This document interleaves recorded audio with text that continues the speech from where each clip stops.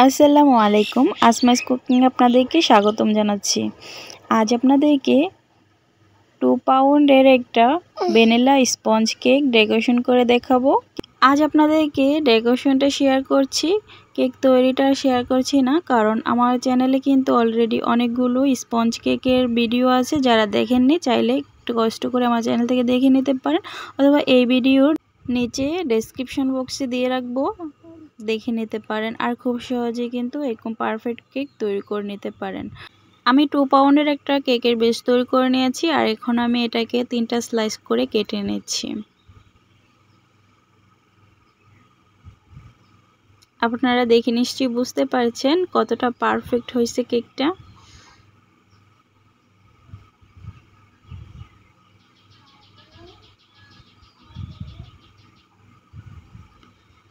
আমি যেহেতু baking paper দেইনি নিচে বেক করার সময়, সেই জন্য নিচের অংশটাকে একটু কেটে ফেলে দিলাম। তারপর আমি এখানে হাফ কাপ লিকুইড দুধের সাথে 2 টেবিল চামচের মতো চিনি মিশিয়ে সুগার সিরাপ তৈরি করে নিয়েছি। একটা স্লাইস বসিয়ে বোর্ডের উপর, তারপর আমি সুগার সিরাপ দিয়ে নিলাম পুরোটা স্লাইসের উপর। তারপর এখানে দিয়ে দিচ্ছি হুইপ ক্রিম। আগে থেকে বিট করে নিয়েছিলাম হুইপ ক্রিম। আমি ভ্যানিলা হুইপ ক্রিমটা ব্যবহার করছি। আপনারা যে কোনো ব্র্যান্ডের হুইপ ক্রিম ব্যবহার করতে পারেন। হুইপ ক্রিম দিয়ে নেওয়ার পর আরও একটা স্লাইস বসিয়ে নিয়েছি। তারপর আমি এখানে সুগার সিরাপ দিয়ে দিচ্ছি আবারও। 2 পাউন্ডের একটা কেক যদি আপনি 10 ইঞ্চি রাউন্ড শেপে মোল্ডে বেক করেন, তাহলে 3টা স্লাইস করলে একদম পারফেক্ট হয়। 4টা করতে গেলে অনেক বেশি পাতলা হয়ে যায়, চাইলে 2টাও করে নিতে পারেন। পরপর লেয়ারগুলো বসিয়ে নিচ্ছি আর হুইপ ক্রিম দিয়ে নিচ্ছি। মাঝখানে লেয়ারগুলোতে আপনার পছন্দ মতো কিন্তু হুইপ ক্রিমটা দিয়ে নিতে পারেন। আর সুগার সিরাপটা কিন্তু অবশ্যই দিতে হবে, না হয় কেকটা খাওয়ার সময় ড্রাই লাগবে। আমি একটা পাইপিং ব্যাগের ভেতরে হুইপ ক্রিম নিয়েছি, আর আমি সাইডগুলো দিয়ে খুব সুন্দরভাবে হুইপ ক্রিমটা দিয়ে নিচ্ছি। এভাবে দিলে অনেক তাড়াতাড়ি ফিনিশিং চলে আসে, কোনো রকম ঝামেলাই মনে হয় না। মাথাটাকে একটু মোটা করে কেটে নিয়েছি পাইপিং ব্যাগের। সাইডগুলোতে দিয়ে নেওয়ার পর উপরেও আমি একটা লেয়ার দিয়ে নিয়েছি।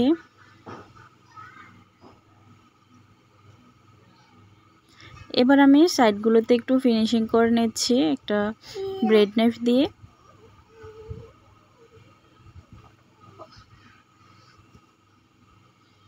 তারপর আমি জিগজ্যাগ অংশটা দিয়েও খুব ভালো করে একটা ফিনিশিং দিয়ে নিচ্ছি, এতে করে সুন্দর একটা ডিজাইন হয়ে যাবে।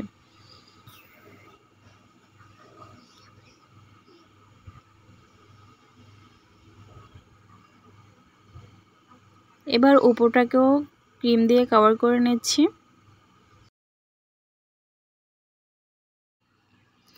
উপরটাকেও আমি মোটামুটি ফিনিশিং করে নিয়েছি, আর উপরটাতেও কিন্তু আমি জিগজ্যাগ অংশটা দিয়েই ফিনিশিংটা করে নিয়েছি।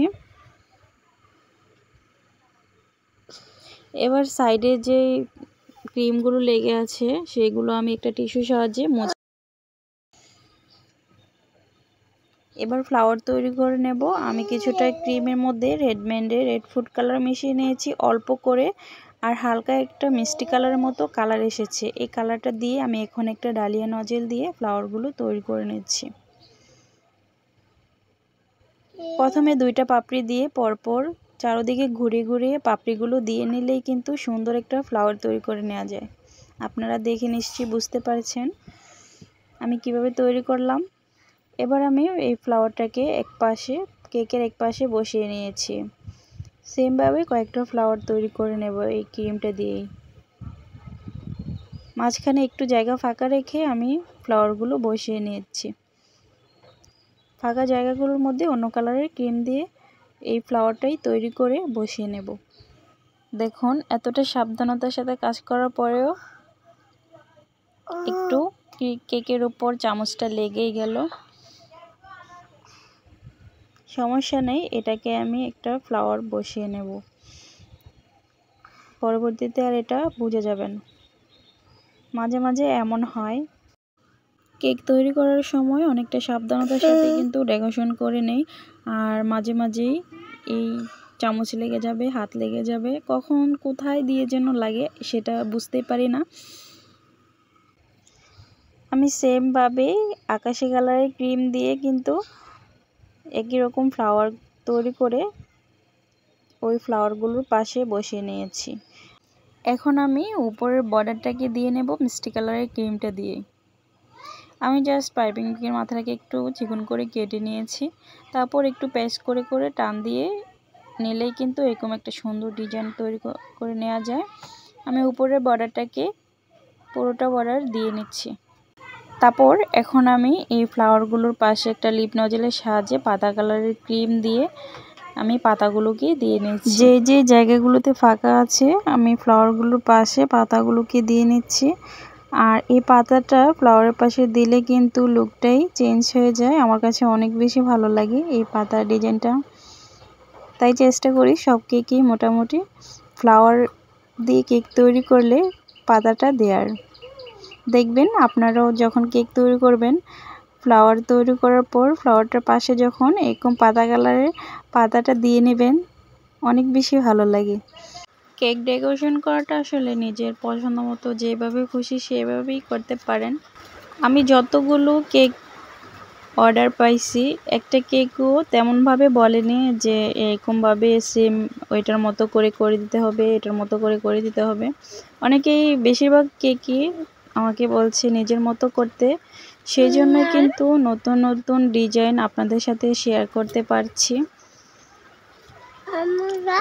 আর আমার এই কেক ডেকোরেশনগুলো আপনাদের কাছে কেমন লাগে সেটা কিন্তু অবশ্যই কমেন্টসের মাধ্যমে জানাবেন।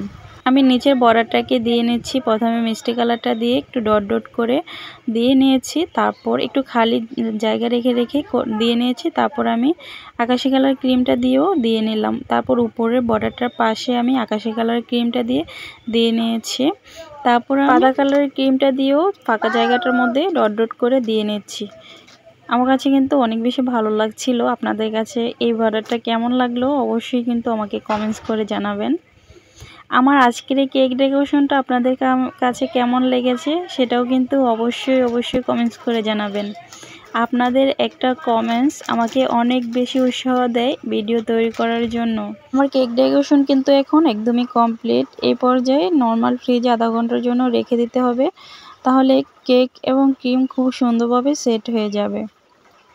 আজকের এই কেক ডেকোরেশনটা আপনাদের কাছে কেমন লাগলো অবশ্যই কিন্তু কমেন্টস করে জানাবেন, আর একটা লাইক করে দিবেন যদি আপনাদের কাছে ভালো লেগে থাকে। পরবর্তীতে নতুন নতুন সব ভিডিও সবার আগে পাওয়ার জন্য আমার চ্যানেলটাকে সাবস্ক্রাইব করে রাখবেন। পাশে থাকা বেল আইকনটিতে অল ক্লিক করে দিয়ে রাখবেন। এতে করে আমি যখন নতুন কোনো ভিডিও আপলোড করব সবার আগে আপনার কাছে পৌঁছে যাবে। আপনারা সবাই অনেক ভালো থাকবেন, সুস্থ থাকবেন। আবারও দেখা হবে নতুন কোনো ভিডিও নিয়ে। আল্লাহ হাফেজ।